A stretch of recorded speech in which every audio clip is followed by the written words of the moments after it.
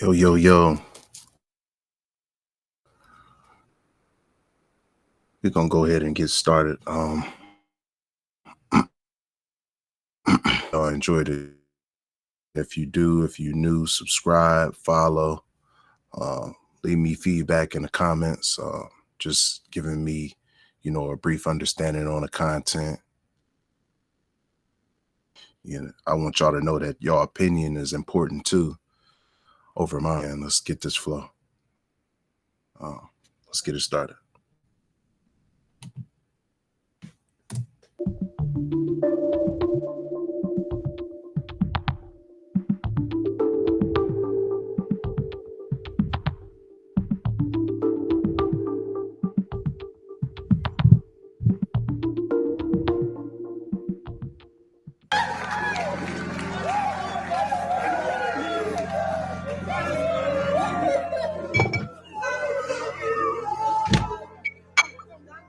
When police found 23-year-old Brianna McCoy's body, her baby was sitting 3 feet away, completely silent.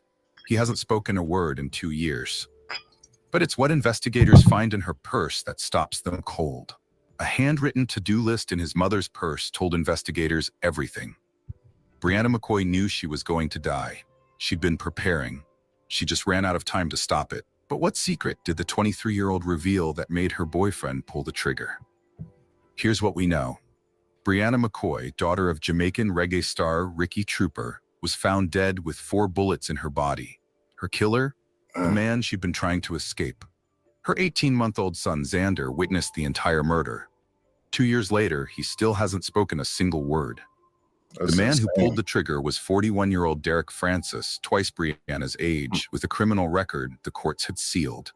A man who'd already shown police exactly who he was. In the weeks before her death, Brianna left behind evidence, text messages, that to-do list, plans to protect herself that she never got to complete. What makes a young mother so desperate she starts planning to arm herself? What was she running from? And more importantly, what did she know that cost her everything? Welcome to True Crime Anatomy. I'm your host, and I want to start by thanking all my incredible subscribers. May your families stay safe and protected wherever they are. If you're new here, don't forget to subscribe, like, and share. Here we dig into the parts of these stories the media left out, the details that matter, and the truth that needs to be told. Hi. He wasn't even expected to live, and she took excellent care of him to the point where he's now. And he was her pride and joy. Please help the police with any given information. Tell myself she's probably away and will be returning. That was her mother speaking from the heart. September 22nd, 1999. A baby girl takes her first breath in a world where her father's voice echoes through dance hall speakers across Jamaica. Brianna Destiny McCoy enters life as reggae royalty, but she'll choose a different path. Her father, Garfield Ricky Trooper McCoy, stands as a founding member of the Magnificent Troopers Drum. His beats move crowds from Kingston to New York. Fame follows him everywhere. But his daughter? She wants something else entirely. While her father performs for thousands, Brianna builds a quiet life in Bridgeport. She takes a job at In the City, an upscale tapas lounge where she serves bottles to late-night crowds. Coworkers describe her grace under pressure, how she navigates drunk customers and chaotic nights without losing her composure. They call her Brie Balenciaga. The nickname fits. She carries herself with style, always put together, always professional. Her laugh fills the break room between shifts. That smile never seems to fade. But here's what her coworkers didn't know. Brianna had recently started checking over her shoulder when she left work. She'd changed her route home. Small things, easy to miss. Have you ever known someone whose smile hid their fear? Someone who perfected the art of looking fine when everything was falling apart? That was Brianna McCoy in her final months. Derek Francis arrived in Connecticut carrying 2 names and a past he couldn't outrun. Born in Jamaica, he also went by Ainsley Forbes, a detail that would later help him evade capture. At 41 years old, he'd lived nearly 2 decades longer than the young woman he'd target. Court records from Connecticut show a conviction. The details remain sealed, but the label sticks: convicted felon. Bridgeport police knew his name long before April 6th. The age gap tells its own story. When Brianna was learning to walk, Derek was 18. When she graduated high school, he was 35. By the time they met, he'd accumulated years of experience she couldn't match. Those who knew Derek describe a pattern: the charm that draws women in, the control that keeps them close, the anger when they try to leave. Previous girlfriends? They stayed quiet. Some moved away. Others simply disappeared from his social circle. Here's the question that haunts this case. What draws a 23-year-old woman with her whole life ahead to someone old enough to be her father? Was it protection she sought? Stability? Or did Derek Francis present himself as something he wasn't, until it was too late to run? The exact moment Brianna McCoy met Derek Francis remains unclear. Some say it happened in the city lounge where she worked. Others suggest mutual friends introduced them. What we know is this: by early 2021, they were together. Picture it. She's 21, beautiful, working nights at an upscale venue. He's 39, established, promising security she'd never known. The age difference? Just a number, she probably told concerned friends. Then came the news that changed everything. Brianna was pregnant. September 2021, baby Xander arrives, a perfect boy with his mother's eyes. For a moment, perhaps, it seemed like they could make it work. New parents, new life, new beginning. But something shifts when a baby enters an unstable relationship. The crying at 3 a.m., the financial pressure, the exhaustion. Derek's patience wears thin. Brianna can't leave as easily anymore. Not with a newborn who needs formula, diapers, stability. Fast forward to February 23rd, 2023. A Bridgeport police cruiser pulls up to Coachlight Square Apartments. It's not their first domestic call, and it won't be their last. Officers separate the couple, take statements. Brianna holds Xander close, says she's fine. Everything's fine. Agrees to leave for the night. What red flags do people ignore in the name of love? The age difference, that means one person holds all the power? The isolation from friends who ask too many questions? The fights that neighbors pretend not to hear? Or is it the moment you realize you're afraid, but you've already had his baby? February to April 2023. 8 weeks that tell the story of a woman trying to save her own life. The neighbors at Coachlight Square start keeping informal records. Thursday night, shouting from 4B. Saturday morning, doors slamming. Sunday, silence, but the kind that feels heavy. One neighbor who spoke to police after the murder recalls hearing Brianna's voice change during these fights, from defiant to pleading, from angry to scared.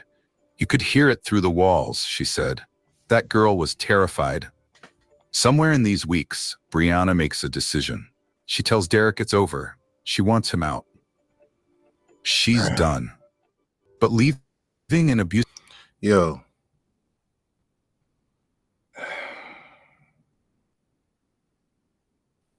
We got to start keeping it real too, man. If you witness an abuse and it ain't provoked, and I mean, this shouldn't happen regardless. But if you provoking, that's one thing too, man. Like, we got to take accountability.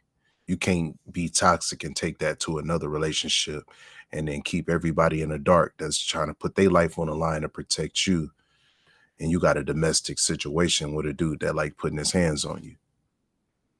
You feel me? Like, first of all, it's a choice for a man to do that anyway. You got to have self-control.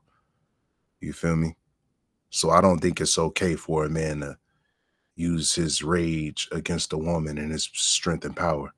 I think a man should have self-control, should have discipline enough to control his emotions in them heated situations and keep his hands to himself, or go strike another man that can do equal damage. You feel me? I don't believe, men should be putting their hands on a woman, even if it's to grab her, change her in position, but she also shouldn't provoke the man either.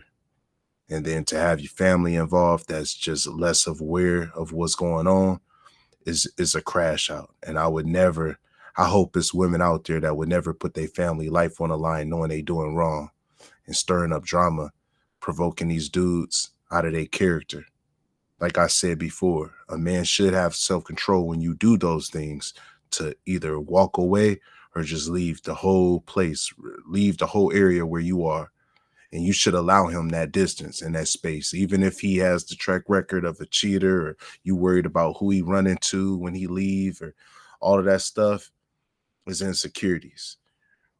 And that's what leads to all of this type of stuff, where people is getting shot and killed because they have no escape. It's not about trust no more. When that person got to go, you just got to let them go. Regardless if you feel like, oh, he about to go, go mess with somebody else. Who is he going to go talk to, or vice versa? Who is she finna go mess around with, or who is she going to be confiding into and talking to? Because we dudes do fear, who is my woman going to go speak to? That crying shoulder sometimes evolves into the person that's having relations with your person. So I get it. It's so many fears in this thing. And that's why you got to stay in control, man. Always know when you being played out of position, when you too emotionally invested and you can't slow down, you're not even thinking straight. You've been drinking, whatever the case may be. You got to take that stand. You got to take all authority in that moment, and realize that you moving out of character, and this could potentially cause you to be locked up for life, judged for life, and just not have a good track record in history, man, with relationships. When you be going crazy on these women, man, there's a family attached to that woman that you're going ape crazy on.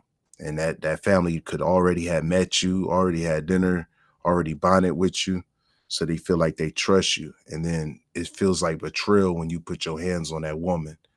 That family's perspective and point of view feels like, damn, that's disrespectful. They feel like, dang, they don't feel like they can trust you. So we got to work on that, man. We got to work on being more trustworthy, and just being a man of our words, and having control over ourselves and our temper, man, when things don't go our way. And especially when we think our woman is up to something manipulative and being slick, trying to, make it seem one way, but it's another, just to cover her own tracks.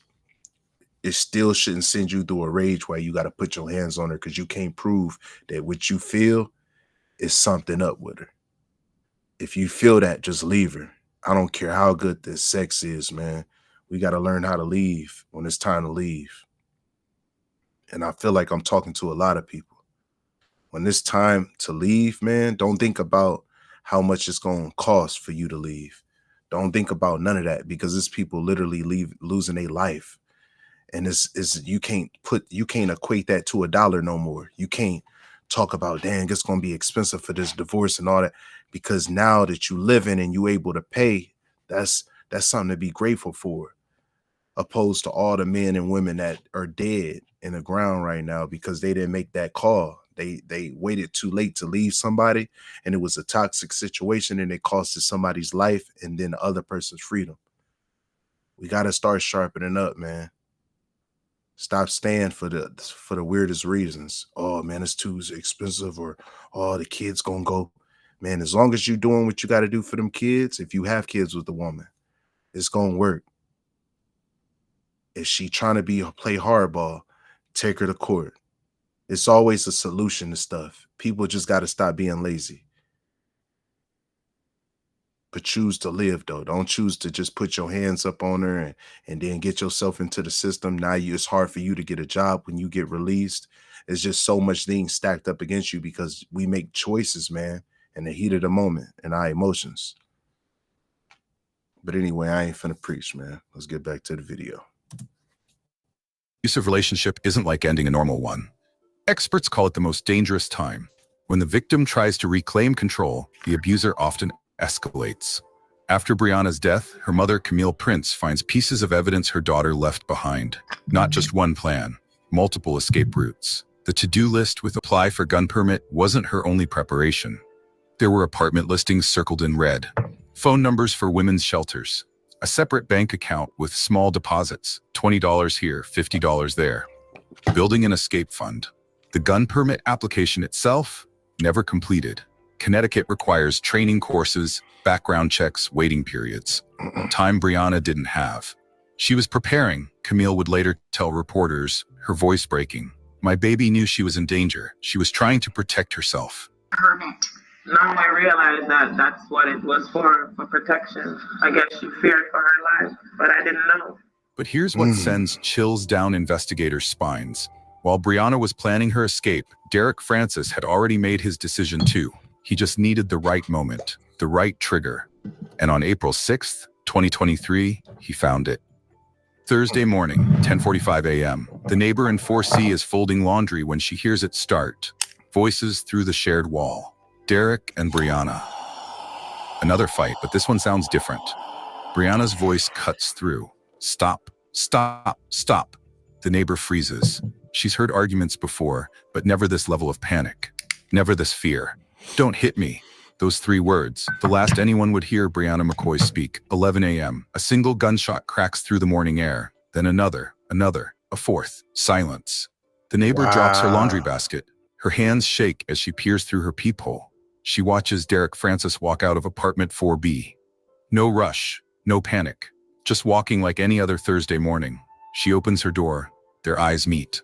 You need to stop putting your hands on her, she tells him. Believable that this would happen here at a Couchlight Square You condo. go ahead, woman. The words come out before she can think. Hey, she took a stand. She had a meatloaf in the oven. She said, yo, stop putting your hands on that woman, man. That ain't cool. You feel me? Shout out to the grannies out there with heart. Shout out to the grannies that's willing to stand up for these women, man. That's what abusive dudes, man. The dudes that need that eye contact, the dudes that need to hear that they full of crap, that they tripping. I made mistakes, y'all. Like, for real. Every man got to admit it. I made mistakes. I ain't never, closed fist hit nobody, no female, or open hand slap no female, but I didn't grab the female. When I was, going through some stuff, I didn't grab somebody. You feel me? And I'm not proud of that. And that's why I'm saying what I'm saying. I learned, I would never get caught up in that, in my emotions. It's even if the female was rushing me, she not a man. She can't do too much damage to me unless she got a weapon, and then that's a different story. But I'm not finna be being forceful with no female. I'm not turning my back to a female if it's a heated situation, but I'm gonna back up slowly and I'm gonna leave. I'm not gonna stick around so we can make up later. That's toxic. I'm just gonna leave. If it's a situation and it's heated, leave. Don't wait for it to get worse. It take one comment. It take 1 minute, 1 second for something to be confused, and then an argument, and then you puzzled and you confused of the argument, and then it escalates. Y'all both heated, y'all both arguing, and then something happened. That quick. Derek Francis looks at her, his face calm, almost resigned. I know, he says. Then he walks away, down the stairs, out to the parking lot, gone. The neighbor stands frozen for a moment. Then she runs to apartment 4B. The door is unlocked. She pushes it open. Brianna? If you want to get your name, phone number, and address off the internet on a handle itself, after We is don't free. want that. No answer. She steps inside. The living room looks normal. TV still on. Toys scattered on the floor. Then she hears it. A baby's whimper from the back bedroom. What she finds in that room will haunt her forever. Baby Xander sits in his playpen, inches from his mother's body. He's not crying anymore, just staring with those big eyes that look so much like Brianna's. 4 bullet wounds, head and upper torso, blood spreading across the beige carpet. I just want to take a moment to just say, man, God bless that baby, man. That baby was young, but that's how his first moments and no longer having the person that matters the most in his life, his mom, is gone. He don't got that no more. Like a lot of us have that and we take it for granted. I'm taking it for granted right now. And his mom was shot down, man, and taken from him. And even though he won't remember all the details, he still witnessed it as a child, man, as a baby, a newborn. And then 9 times out of 10, the newborn, the one that took his mom out was the dad, the father. We gotta stop this, man. We gotta stop it. The jealousy, the envy, all of that. If your woman is moving a weird way and you just don't like it and it's breaking your heart, man, just leave. Find somebody that's gonna really love you for you, man. Find somebody that you can be yourself around, and you ain't got to do this type of stuff, man. Because now this kid got to grow up without his mom, man. This kid is hurt, man. It's going to be a long time before this kid can heal, because even when he grows up, he's going to have to hear these stories, the immaturity from the cousins and all of this stuff. You ain't thinking about it as deep as I am. It's gonna be people talking about, dang, your mom got shot in that. It's gonna be evil stuff. It's gonna be a clash of just different energies that he gonna have to always suppress his anger and his temper, but he was born into it. He was born into somebody taking his mom down by gunplay. So then when he grow up with this aggression and confusion because he don't understand what the heck is going on, who are we to judge him?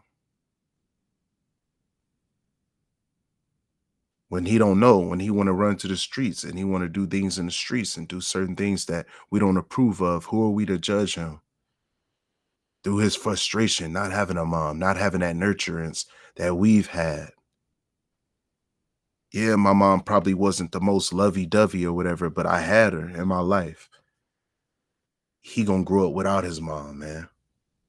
And hopefully he got a healthy grandma that can love on him, you know, in replace of him losing his mom. But nobody can replace somebody mama, yo.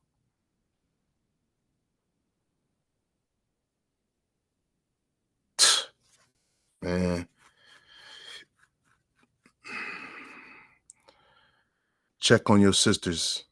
Check on your cousins. Check on your moms.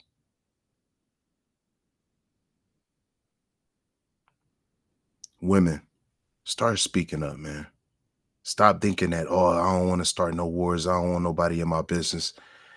Yeah, reach out to people that's mentally capable and strong and mature enough to come into the situation and not start nothing. But also be mature enough to say, man, enough is enough, man. Dude need to be checked, or y'all need to be separated. Tell somebody that you're going through some abuse, man. And you ain't got to go through that alone. You ain't got to wait too late like this until a dude grow, I ain't even going to say grow balls, because that's just some weak phony. It's just some weak, it's just some scary shit to take a female out. And I just can't respect it. And I don't care what situation you going through. Even if you seen a video of her messing with another dude, it ain't no reason for you to take somebody's life. There's never going to be a good enough reason for you to take a female life. Women, start speaking up, man. Stop thinking that you trying to save your relationship because you in love with this dude that got a problem and he need help. And then you need help too. Because you triggering whatever you triggering, you need help too. It ain't all on him.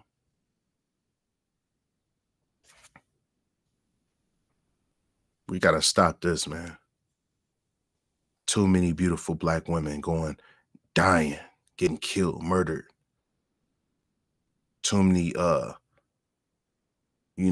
stand-up guys getting killed. This love interest stuff, man. People hearts. They don't know how to just understand reality, man. When it's over, it's over. Learn how to let go, man, in peace.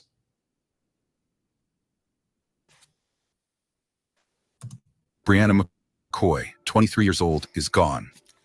The neighbor grabs the baby and calls 911. Her voice on the recording breaks as she tries to explain what she's seeing, what this child has been sitting next to. Police arrive within minutes and started clearing the apartment, checking for threats, then focusing on the crime scene. No sign of struggle in other rooms. No forced entry. No ransacking. What's missing? The murder weapon. Derek Francis took the gun with him. Investigators would later check Brianna's phone. Her last text message, sent at 9:47 a.m. to a co-worker, "Can you cover my shift tonight?" She was planning for a future that would never. By 2 on April 6th, has Derek Francis's photo on their dashboard, also known as Ainsley Forbes, 41 years old, armed and dangerous, wanted for murder. The Bridgeport Police Department doesn't wait. Within hours, they call in the U.S. Marshals Violent Fugitive Task Force. This isn't just a local problem anymore. Derek Francis has run before. He knows how to disappear. Investigators start with his digital footprint, credit card purchases, cell phone pings. They track his movements from the Coachlight Square apartments. Gas station footage shows him filling up his tank at 11:47 a.m. He pays cash, keeps his head down, already thinking like a fugitive. By evening, they've traced him to Interstate 84, heading west, away from Connecticut, away from the body of the woman he claimed to love. That's when Ricky Trooper breaks his silence. Send condolences to me and the family through that trying time. I just want the people know say, yo, bonafide, respect all I want and thanks to the love, but it hard for answer so much phone calls and messages. It's like at the first, my phone really clog up like this when messages and call me. I know thousands of people, thousands of people I know, and people are calling for all over the world. Understand how strong this man got to be to even send out a message, man.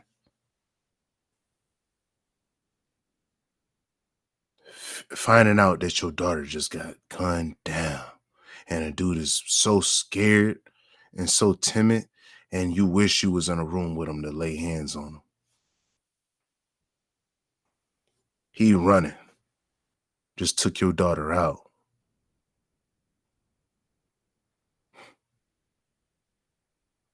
Everybody got to pay for what they do, man.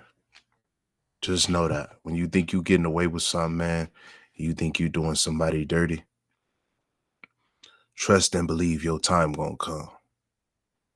You heard it here. Your time gonna come. This ain't cool, man. This ain't cool. People are called from all over the world, and it's like, I can't answer to so much people. So it's not a disrespect to who I call me or who I try link me.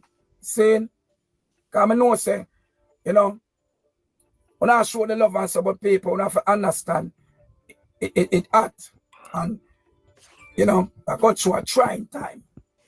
Saying, you used to hear them things happen to people, and me I say, yo, man, look, I wonder why them things happen, and wish say I You want to gonna be find all right, myself man. in a position, but such is life. And The reggae legend posts on Instagram, his voice shaking in a video message. This man killed my daughter, my baby girl.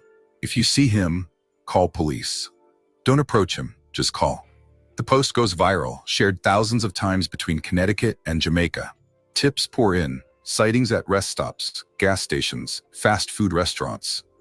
But Derek Francis stays one step ahead. April 7th, no sign of him. God April bless you, 8th, bro. a possible sighting in I know Pennsylvania, that but was it's hard not for that him. dude. April 9th, the trail goes cold. God. April 10th, nothing. 5 days.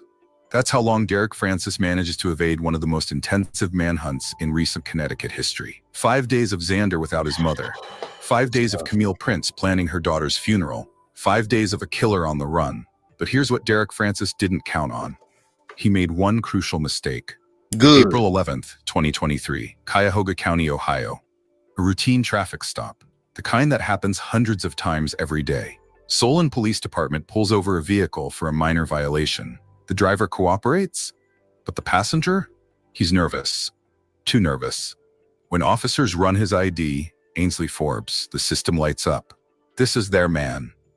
Derek Francis doesn't wait for the officers to make the arrest. He bolts from the car, running through a parking lot. But he's 41 years old, exhausted from 5 days on the run. The chase lasts less than a minute. Officers tackle him to the ground. He doesn't resist after that. Just lies there, breathing hard, knowing it's over. Back at the vehicle, investigators make a critical discovery. Under the passenger seat, wrapped in a dirty t-shirt, a 9mm handgun. The Connecticut State Police Forensics Laboratory works through the night. By morning, they have confirmation. The bullets that killed Brianna McCoy matched this weapon. 4 shots. 4 matches. No doubt. Now in custody, Derek Francis starts talking, but his story keeps changing. First version, Brianna had the gun. He wrestled it away from her. It went off by accident 4 times. Second version, he found the gun while money he thought she'd stolen. She threatened him. He defended himself. Third version, they were arguing about custody of Xander. Things got heated. He doesn't remember pulling I the really trigger, want to say a but lot, y'all. Right now. I want to say so much more. Dude, weak as hell. You deserve to be tackled, slammed on your head, back, front, legs, break. You need to be broken and beat down. I promise you. I promise you.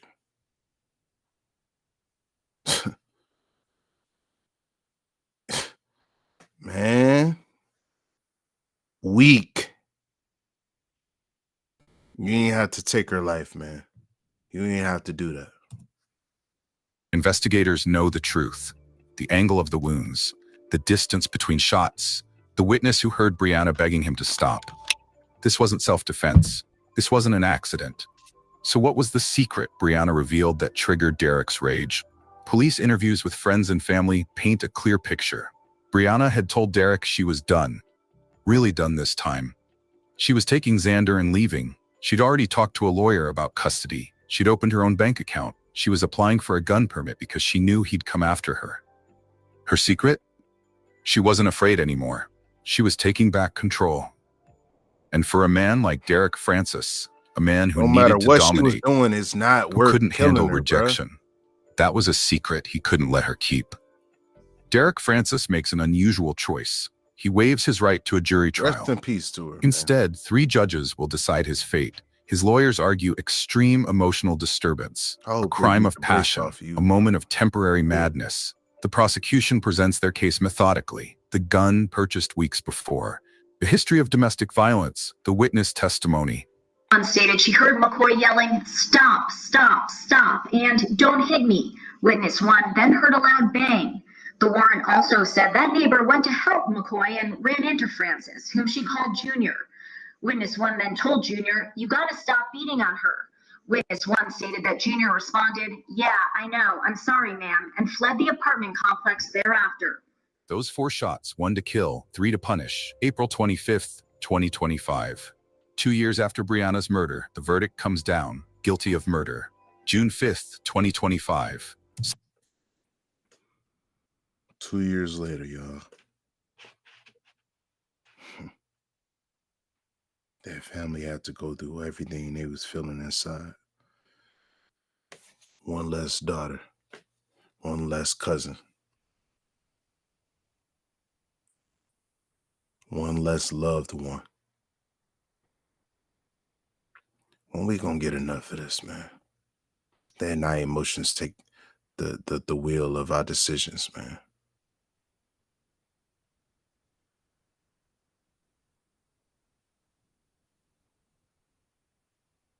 We gotta stop. So what? That woman don't want you no more, bro. It hurt right now, but you would get through it. It hurt right now, but you will live to see another day, to find a person that want to be with you, for you. It hurt right now because the reality don't make sense. You just don't understand. You don't know. You ain't lived long enough. We be cutting our life short, man,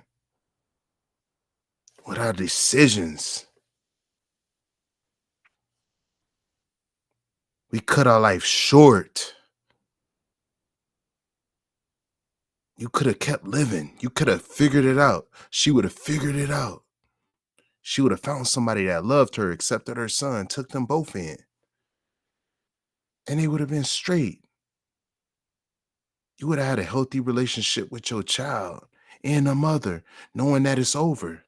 When it's over, man. Just understand, you're not a failure. If the relationship fails, that doesn't mean you a failure as a man. That just means that you just wasn't capable, or one of y'all wasn't capable to make it right. A commitment is on both ends. It's not just on one person. It's on both ends.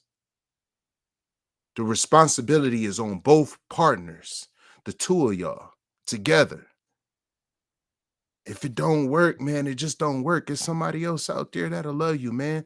And it might be easier. The person for you, it might just be more simple. You ain't got to fight, figure out, search through her phone. You ain't got to worry about who she's talking to. You ain't got to have all this fear. You'll grow. You'll mature. You'll allow her to talk to dudes that you know that she attracted to, that you know that are attracted to her, and you will trust your woman to lay the law. No, you know, that's my husband, my boyfriend over there, you know, but I appreciate the compliment, you know. That woman to do that. When you find the one, when y'all both mature enough and y'all in the same space,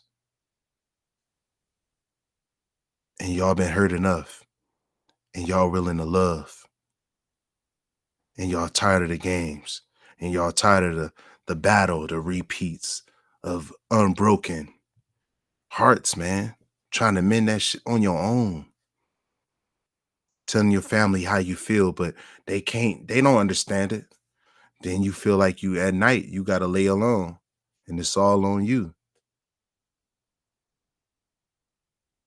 You got that hurt. You got that pain. You got to carry that on your own. Nobody can help you do that. They can give you advice. They can show up and spend a whole evening with you and laugh with you and try to make you happy. But once they leave, what you gonna do then? When you by yourself and it's just yourself that gotta be strong.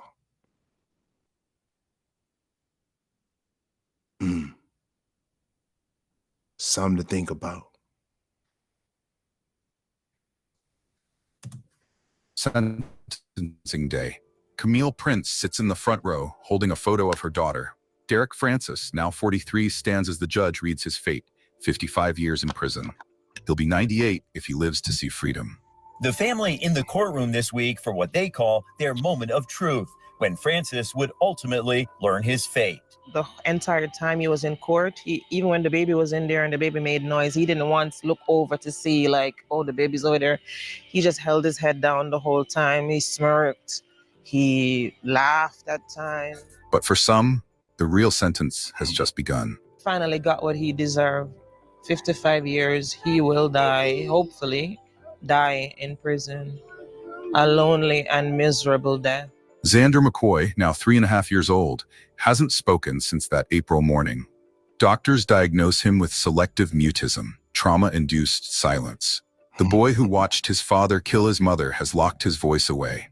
While the pair's then 18-month-old son, Xander, looked on. He's nonverbal Be with at my this baby. point. His grandmother saying the child has not spoken one single word since witnessing his mother's murder. He's going through all the therapy right now. Camille Prince transforms her grief into action. The woman who raised a daughter now raises a grandson. She becomes an advocate, speaking at domestic violence events. I missed the signs, she tells audiences. I won't let other mothers make the same mistake. Is 55 years enough for stealing a mother from her baby? For silencing a child who may never speak again? For ending a life that had barely begun? Leave your thoughts below. Outside in the City Lounge, where Brianna once served bottles with grace, 40 people gather on a warm April evening. Pink and blue balloons rise into the Connecticut sky. Candles flicker in the wind. Her coworkers share stories of her laugh, her kindness, her dreams for Xander. In the City family, we just want to thank everyone for being here. We want to send our Bree's son, her family, especially her mom who's present.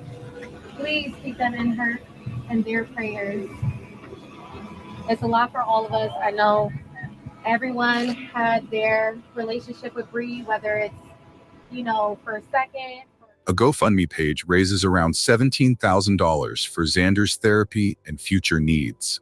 Strangers from around the world contribute. $20 from a mother in California, $100 from a domestic violence survivor in Texas. Each donation a promise that Brianna won't be forgotten. Ricky Trooper's Instagram becomes a memorial. Every April 6th, he posts the same message. The day the Fassie took my baby. His grief raw, unfiltered, permanent. The reggae legend who moved thousands with his music now moves them with his pain. The statistics are staggering. In Connecticut alone, 4 people died from domestic violence in 2023. Brianna was one of them. Each had a name, a story, a moment when they tried to leave. The pattern repeats across the country. Leaving is the most dangerous time. The moment when control slips away, when abusers may tear voice. Which brings us to this question. How many more Briannas are writing gun permit applications right now? How many are hiding money, researching shelters, planning their escape? How many won't make it out? So what was Brianna's secret? Was it simply her desire for freedom? Her determination to give Xander a life without fear? Or was it the strength she found to say, no more? We want to hear from you. What warning signs should friends never ignore? What would you have done if you were that neighbor hearing screams through the wall? Comment below. Thank you for watching. Next week on True Crime Anatomy, a kindergarten teacher leaves for lunch and vanishes. Her car is... I wanted to cry, y'all. I was fighting it.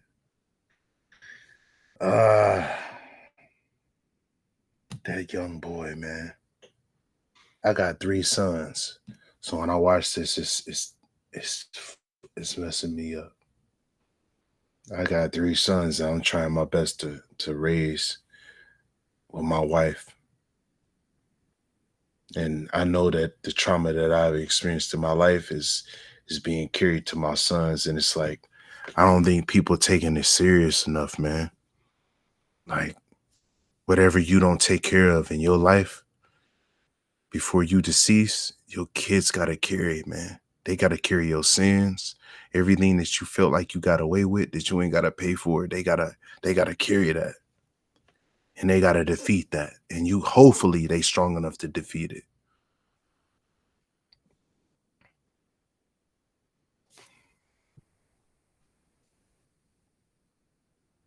We ain't doing right. We don't give a fuck about our kids, man. The way we move, the way we do stuff. And I'm saying we as a community. I don't care where race you are. I feel like everybody just move how they want to move. You cheat, you do whatever you want to do. You lie. But you're not thinking about how it's going to affect your children. You don't think about how it might lead to a suicide or them just crashing out, being overwhelmed without you, without understanding how to know how to navigate through that pressure. I had to navigate through pressure. to be here, to be right here on this video, live.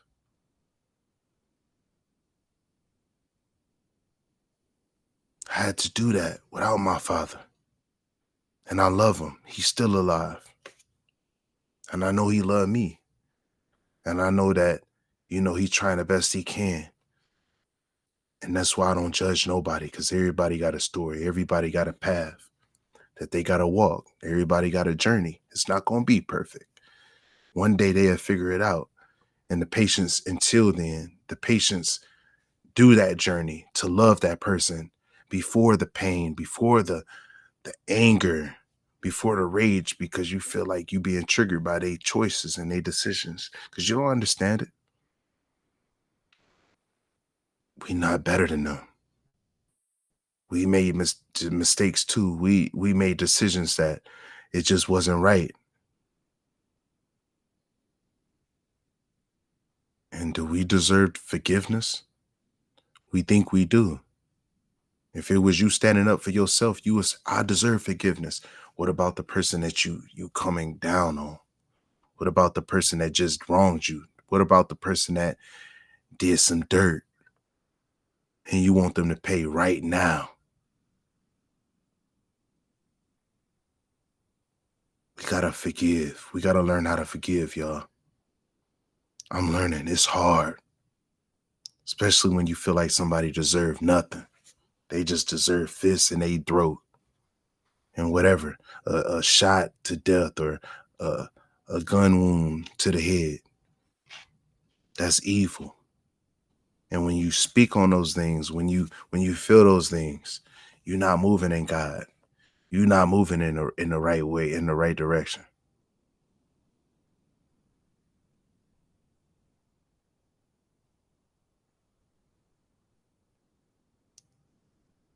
I hope this video touched some folks, man. I hope it touched some folks, man. I almost got and broke down in tears for that kid, man, towards the end of the video. Yeah.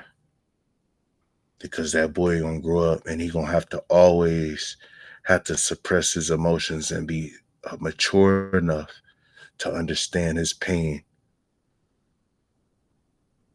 He gotta be mature enough to not act out, lash out, when I know I wasn't always mature enough.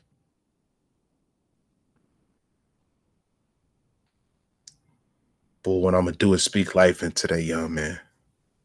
I hope that he has the proper leadership in his life that can help him understand his aggression and his maturity and his decisions emotionally, so he can love a woman and he can make his mom proud, man. And he can show his dad incarcerated that I can grow up 20 years later after you done murdered my mom and be the man that you never could be.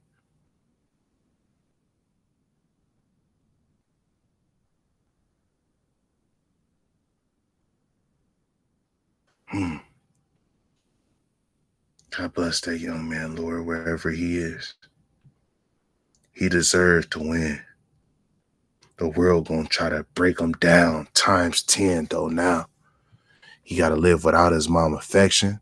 He gotta live without his mom's nurturance. He gotta live just with pictures. He gonna have to look at the photo album, y'all. How many of y'all had to live that? How many of y'all just have y'all mom in a photo album for the memory? Y'all didn't have her to hug y'all. You didn't have her to confide into or to give you a kiss on the cheek and tell you it's everything gonna be all right. Our heroes is gone, man. And it's because it's the lack of us understanding how to be there for our kids, man, how to be there for the ones that's hurting. And I can't let that happen to my kids. And if you listening and you a father, if you a uncle, if you a granddad, if you a grandma, if you a auntie, if you a mom, a cousin, man, pull your family to you. I don't care if you was in the wrong or they was in the wrong. Stop thinking y'all got tomorrow to make it right. I keep thinking I got tomorrow to make it right with my mom. And I ain't promised tomorrow. Anything could happen to me right now when I get up from this chair, when I get off of this live. Stop taking things for granted, man. Love on your family. Love on your people. Like it's y'all last day, man, because y'all don't know when y'all last day is. Our little boy gonna be all right. He's gonna be all right. He gonna talk one day. It's gonna shock everybody. And when he finally speak, it's gonna be some shocking, some deep stuff. It's gonna be something, man, nobody ever understood had come from a young man. Think about that.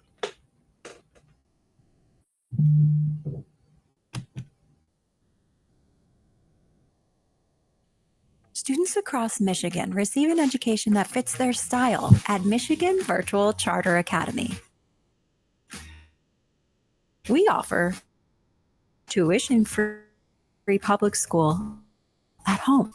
Students experience a comprehensive curriculum with lots of course options, ways that work best for them. Whether that's being able to work ahead or get extra support. See how online school could work for your family with Michigan Virtual Charter Academy. Click the link to enroll today.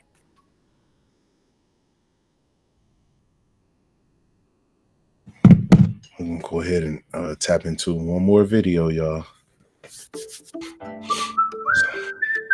I'm just feeling something today.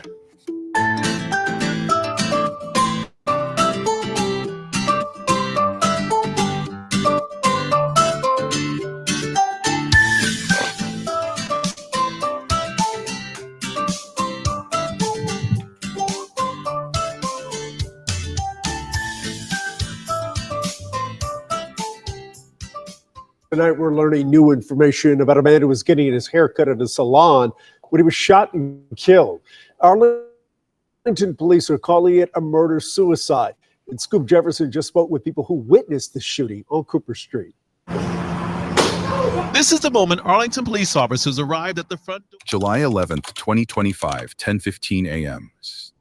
Timon Michelle Williams pushes open the door to Salon and Spa Galleria on South Cooper Street. Her hand grips the purse tighter as she walks past the reception desk. She doesn't need directions. Suite 117, the barber shop in the back.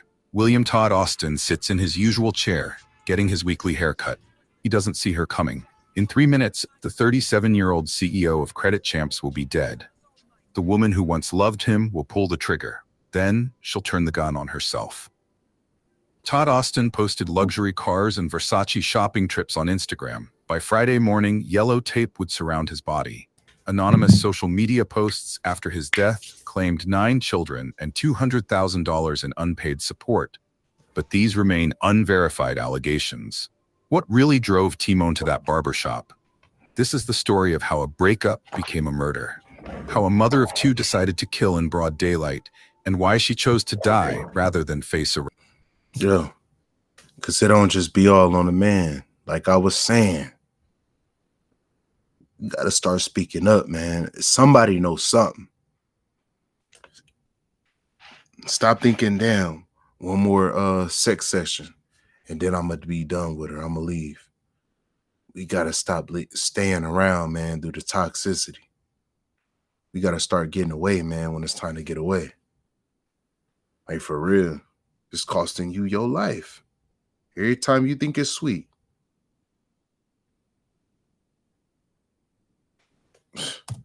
Rest. Welcome to True Crime Anatomy. I'm your host, and I truly appreciate every one of you for being part of this community. Wishing safety and peace to you and your loved ones wherever you are. If this is your first time here, don't forget to hit subscribe, like, and share to become part of our growing family. At True Crime Anatomy, we go beyond the headlines. We uncover the angles most miss, the deleted posts before anyone grabbed a screenshot, the off-record witness accounts, and the overlooked patterns that could save lives if only more people noticed them. It's unfortunate that these relationships keep ending in tragedy, they keep ending in loss, they keep ending in kids not having parents. It's unfortunate that men are living double lives and can't live in their truth. It's unfortunate that women overlook red flags and things that we notice, whether it's him cheating with a man, him cheating with a woman. It's unfortunate, like that these situations just keep on happening. William Todd Austin built an empire from bad credit scores. Known as T-Skrill to his friends, the Kansas City native moved to Dallas with big dreams. By 2025, he owned 3 companies: Credit Champs, The Vendor Mansion, and Entrepreneur Blueprint. His Instagram told the story of success: a white Lamborghini here, a Versace shopping bag there, Louis Vuitton belts and Rolex watches. Every morning, he posted motivation for his followers. The reason why you're struggling is because you haven't started on your credit. Another day, if you're reading this, you will become the first multi-millionaire in your family. Todd lived his advice. Clients paid thousands for his credit repair services. He taught them to remove bankruptcies, delete collections, add trade lines. His apartments in Dallas and Frisco showcased the lifestyle his system could buy. But between the success posts, different messages appeared. 3 weeks before his death, Todd wrote, "Success exposes fake friends faster than failure." He had no idea how true those words would become. Timon Michelle Williams understood the credit game too. Born in Bossier City, Louisiana, she moved to Carrollton, Texas, chasing her own dreams. At 37, she was mother of 2. Todd Austin and Timon Williams met at industry events, both hungry for success. They started dating and shared their beautiful moments together on social media. They'd been together for a couple of years and seemed happy. At least, that's how it looked from the outside. But after their child was born, tension began to build, and eventually, it led to their breakup. What you're about to see in this video captures the chaos that followed.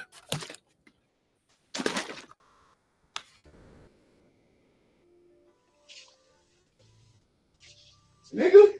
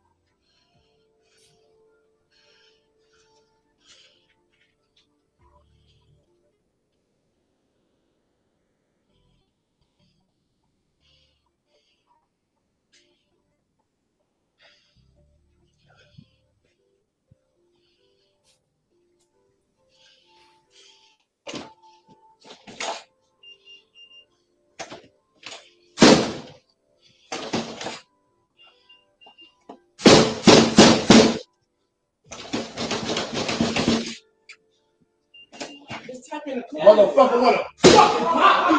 I'm gonna shit. You gonna change the code? You gonna take the code off the door? You stay, motherfucker. What are you mad at her for? Ain't no motherfucking code the same. What's the code? Ain't shit. Why the code ain't working? Why the fucking code ain't working? Todd, look at this. Watch this. Why the code ain't working? Watch this. Why the code ain't working? Why the fucking code ain't working? Ain't no code fucking working. She changed the motherfucker. She changed it. From there, he completely cut her off and started living another life. His Instagram showed beach clubs and expensive dinners. But the woman next to him in photos wasn't Timon. He'd moved on. A new girlfriend, a new life, a new apartment in Frisco he'd post about. Timon watched from Carrollton, 20 minutes away.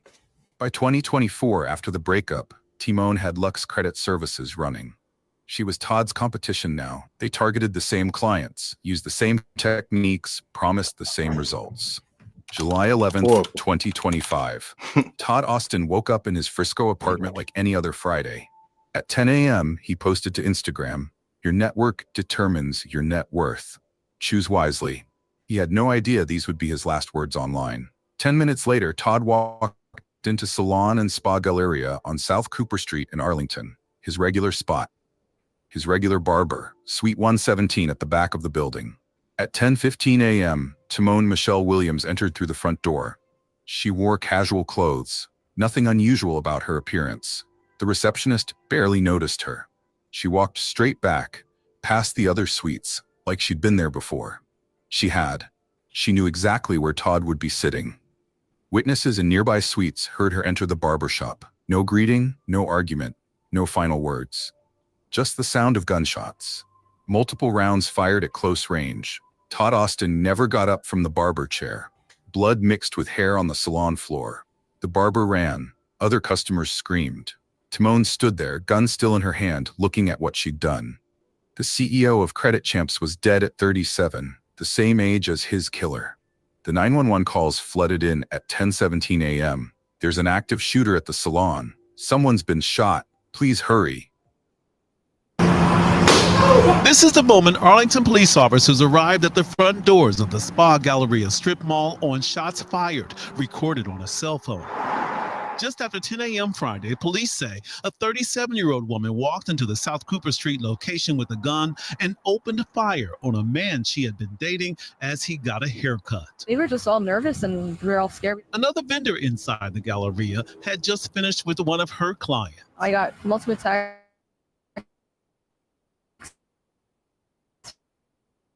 from the saying there was shooting.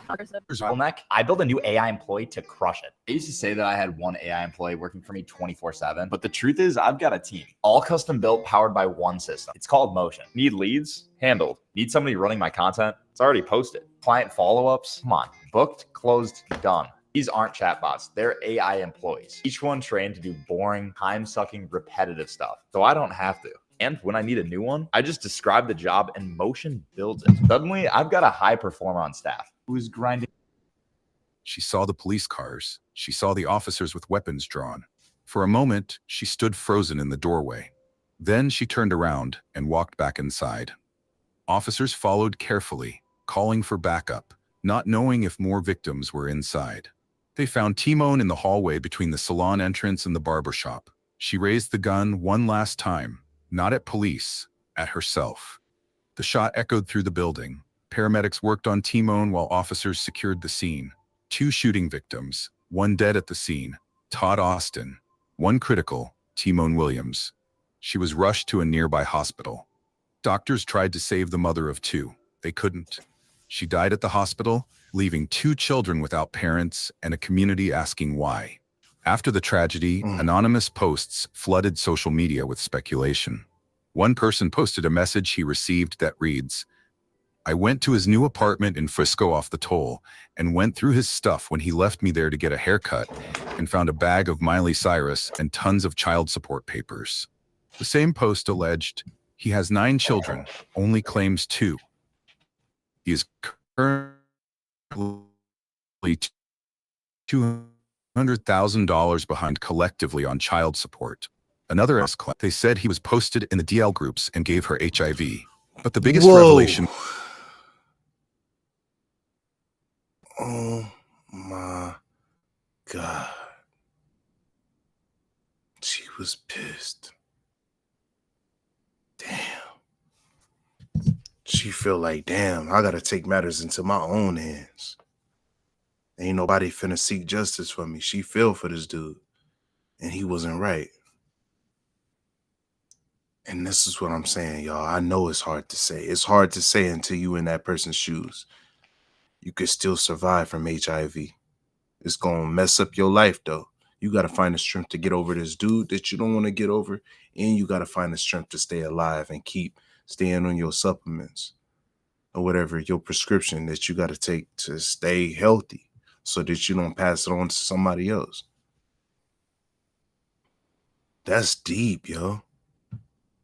When folks be out here sleeping around, playing around, they just don't think that it's no consequence. Oh, it won't happen to me. I heard of that HIV or whatever. It won't happen to me. Keep thinking that. Keep being out here. Keep thinking that it's somebody ain't out there that's colder than you, yo. that's playing this game wicked, that wants you to pay like all the dude that messed with her, that was playing on her, messed her up. Now she's taking vengeance and passing HIV on, vice versa. The woman that gave him HIV didn't let him know nothing. He had no understanding. He was in love, head over heels, in a black. Having sex without marriage, man. Thinking he was responsible, thinking that he's sharp enough to see the signs, thinking he can read the red flags. When your heart on the line, man, I don't care what you're talking about a red flag for. You gotta be a superhero, man, to get over this bull crap, man, that's out there, these traps. People falling victim every day. Stop thinking you the one that'll get out, that'll be free, everybody took a risk before. Stop thinking you smarter than the average person. And it ain't happen to you because you smart. Nah, you had grace. You survived and you came out clean to the other side without HIV, without the getting oppressed and murdered.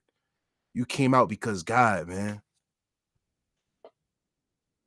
For real. Y'all keep trying to seek the credit on your own, man. You not smart enough. You not gifted enough. Trust me. You not.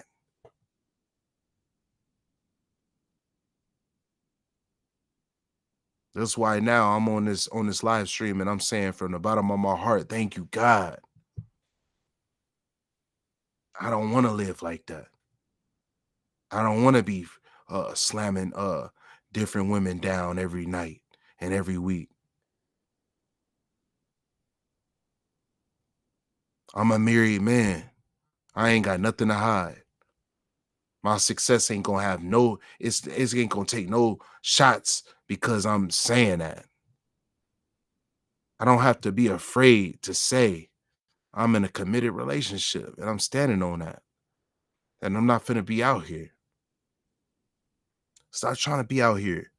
Your flesh is gonna lead you down the wrong path, man. Your flesh is gonna make you feel like you in control when you not. Your flesh is gonna give you so many ills you can't count. That's gonna cost you your freedom, your health, and your spiritual freedom, and your sanity. All that can lead you into hell or into jail, man, or in a coffin. For y'all that don't understand, stop thinking you in control, man. You not. You think you in control. You think you got it. You don't got it. And when it's too late, it's too late. And nobody can cry. Nobody can say, oh, man, I wish I. When it's over, it's over. When it's a wrap, it's a wrap. Decisions.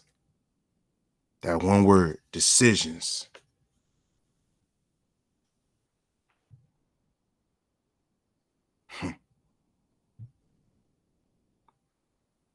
Rest in peace to both of them, man. People, start living in your truth. Stop getting with these women, these bisexual people, men and women, man. Figure out what you want to do. Stop dragging people into y'all stuff, man, because y'all trying to keep it secret on the low, and y'all just don't want nobody to know. And man, stop. Because people heart on the line, man, and they hurt. They heartbroken. Besides the fact of her having that HIV, her heart was broken, man. You know how mental you got to be to commit a murder and then follow through with it for the first time and say it's okay, and then have to understand that in a reality it's already done. This dude bleeding out, he's done for. And then you got to figure out, damn, do I got to spend this time up in prison, or what am I going to do? It's not easy for neither one, the female or the male, to take a life. But the trauma and you being in your head and listening to the enemy, though, leads you down that dark path. Leads you down a path that you can't escape, you can't run from. The only way to get help is through Christ, yo. Get on your knees. It don't matter where you at. Get on your knees. You ain't gotta believe all the way. Get on your knees, though. I urge you to try. It only take faith of a mustard seed, they said, to move mountains. That's in scripture. All you gotta say is, all you gotta do is confess and tell Jesus, man, I accept you as my Lord and Savior. I know that I messed up. I know that I'm living wrong. But I accept you. I see you. I ain't doing this for the views no more. I don't care if it's one view the whole video. I don't care. If that one view go to heaven, though, based on what I'm saying, and that one view understand, and I can preach to myself to do this video, that's good enough for me. I'm ready for change, y'all. I'm ready to live. I'm ready to accept God, man, into my life. And I'm not perfect. I'm over here sipping in the video. I'm not perfect, but I know God forgive me, though.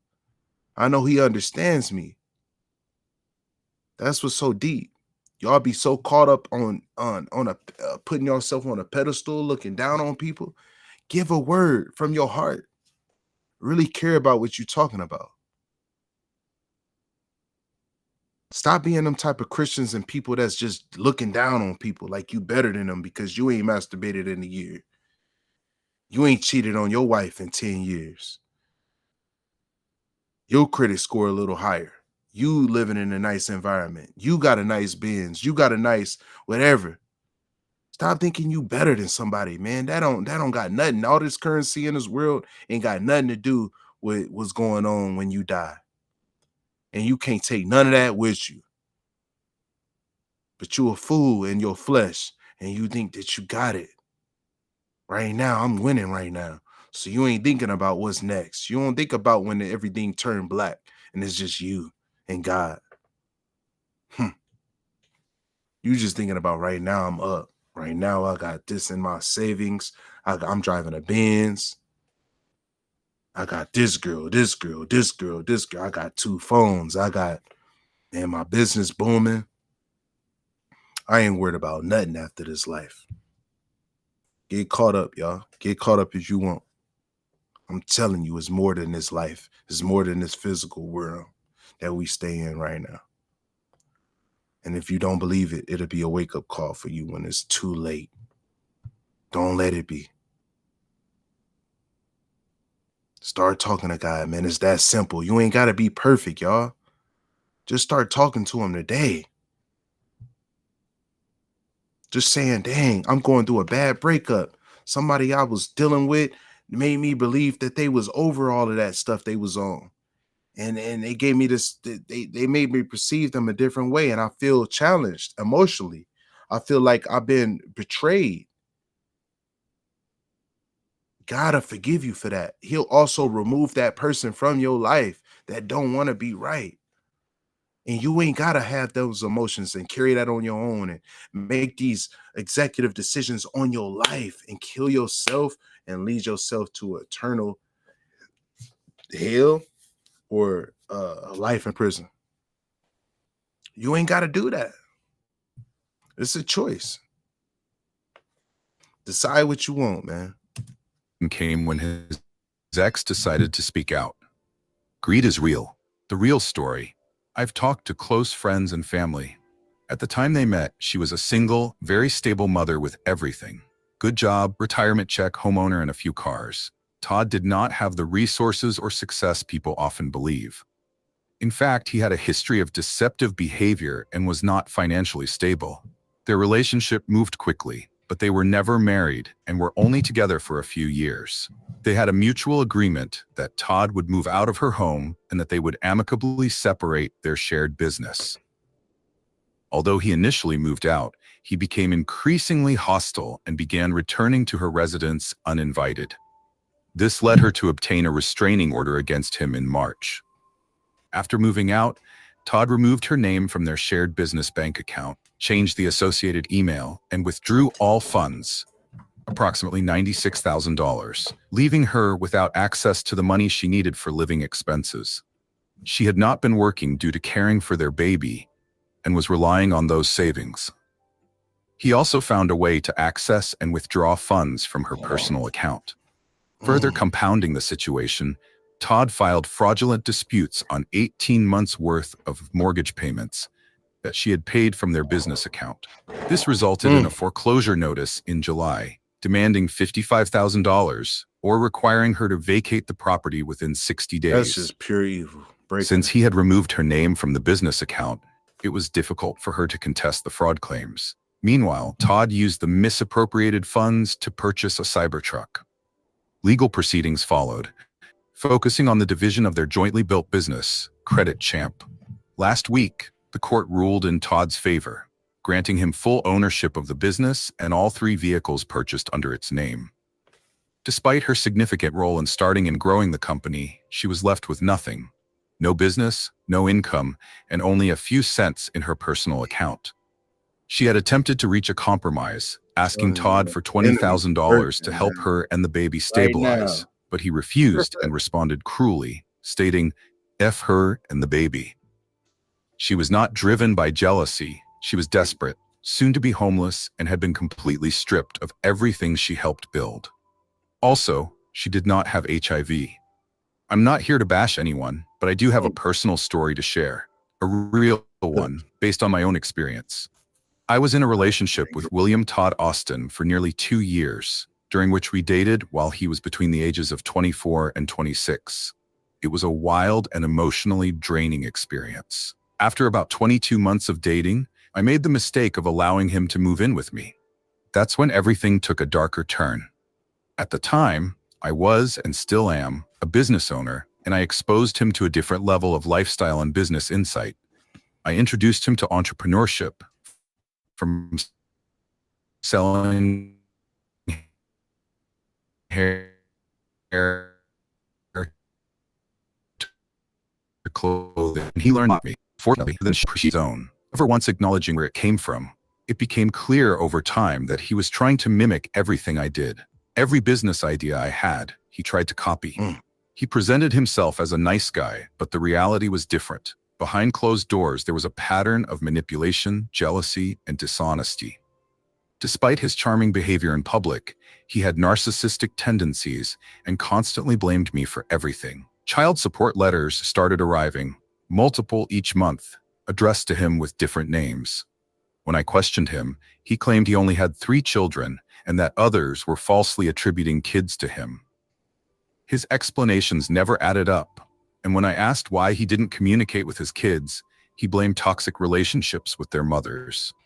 As our relationship deteriorated, he began lashing out verbally and behaving recklessly, even taking my car out without permission while I slept. His resentment grew as I continued to Sneaking succeed around. financially, Where and you the gotta go lies in the only middle of the night? intensified.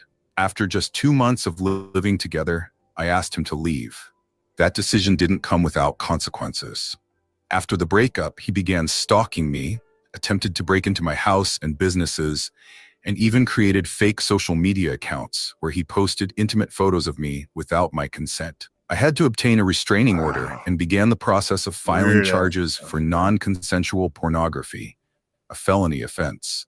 Once I sent him proof of the legal action, he backed off and took the content down. Looking back, it was a difficult but valuable lesson. I saw him recently at Club Echo in Dallas, and he appeared calmer and more content. I thought maybe time helped him grow. I take full accountability for ignoring red flags and allowing the situation to go on as long as it did. But I've learned and grown from it, and I said never again. Sending prayers up for the kids. Greed, domestic violence, and mental health is so real. What do you think? Were these allegations true? We don't know. The investigation remains ongoing. No official records have confirmed these claims, but the posts show the rumors and speculations swirling around their relationship. What we do know, Todd had really broken up with Timon. He was seeing someone new, and on July 11th, Timon made a fatal decision. Arlington detectives began piecing together 2 lives that ended in violence. Todd Austin owned multiple businesses: Credit Champs LLC, The Vendor Mansion LLC, Entrepreneur Blueprint LLC. His social media showed wealth and success. Timon ran Lux Credit Services, also in the credit repair industry. Both worked in the same field, though the exact nature of any business competition remains unclear. Social media became a battlefield of speculation after the murders. Anonymous posters made explosive claims. Timon's 2 kids woke up July 12th without a mother. The child she shared with Todd lost both parents in 5 minutes. Credit Champs and Lux Credit Services went silent. Websites stayed up, but phones went unanswered. Clients who paid for credit repair wondered about their files, their money, their futures.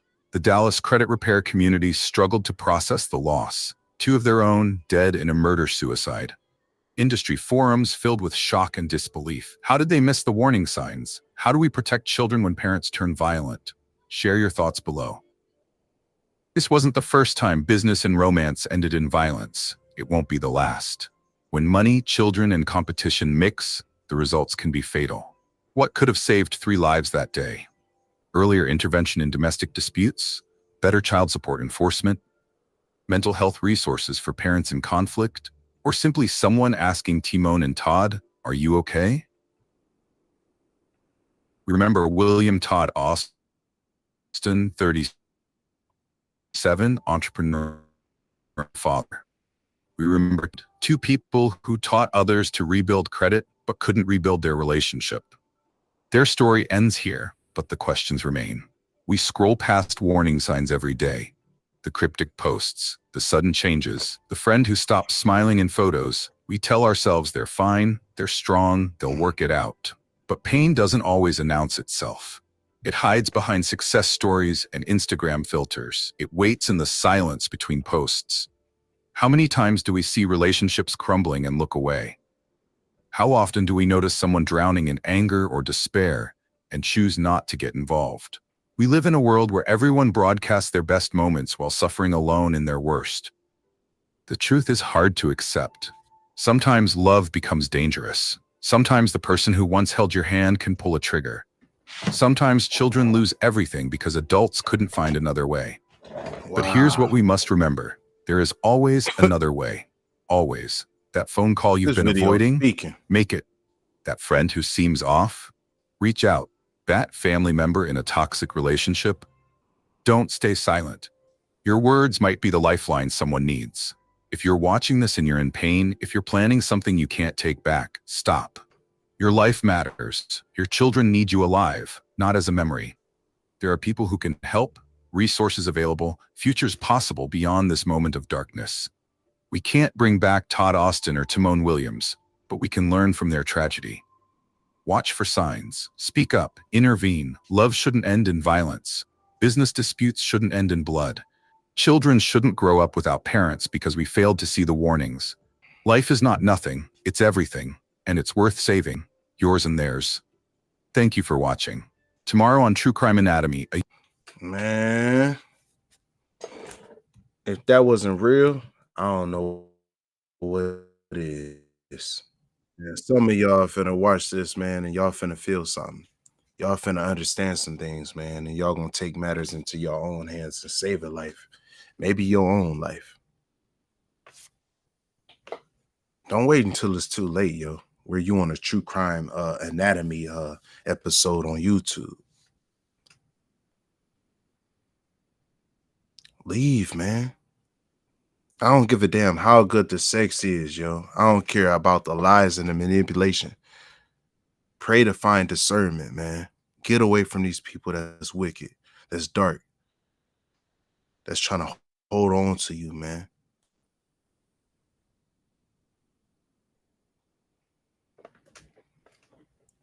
Y'all better take y'all lives before somebody else take them. Stop thinking your soul is just worth a penny, that it ain't worth nothing. Stop thinking that your soul ain't worth nothing, man. Because you don't feel successful. Man, your soul is the weight on your soul is so much. It's priceless. Think about the currency of $1 and everything we pay for in a day. And then say, my life is priceless. And it to be true. But you don't believe in that. You don't believe your life is priceless. And therefore, you keep putting yourself in the same circumstances to go through the same things. The same trauma, the same abuse, the same pain. You keep thinking you're going to be strong enough. Stop thinking you're going to be strong enough. If your parents couldn't defeat it, it's a reason. Stop counting on your own strength. Count on God, man. I ain't trying to preach. I'm just being real. Count on God. Stop thinking you can do it on your own if your parents couldn't do it on their own. And they was on that cycle repetitively for years. Trauma, putting you through trauma, beating you. Didn't know how to stop. Calling you out your name. Making you feel less than. It wasn't them.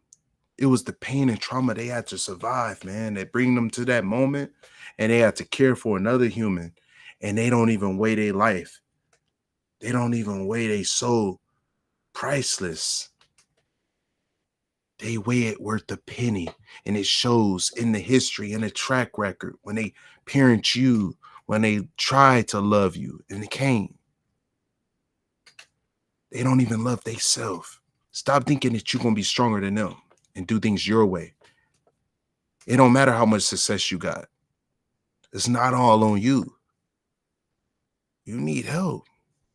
I need help. We all need help. And it's the help that sometimes a family member can't give you. Sometimes just reaching out, getting on your knees, playing some worship music, praying to God is going to be the help. I'm speaking, y'all. And I hope people heard it. I hope that your life can be changed. I hope that you can get that help before it's too late. Because when it's too late, it's too late. Shout out to everybody, man. God bless everybody, man. I hope that everybody's safe. They have a blessed Tuesday, and they can come into a Wednesday if they fortunate enough.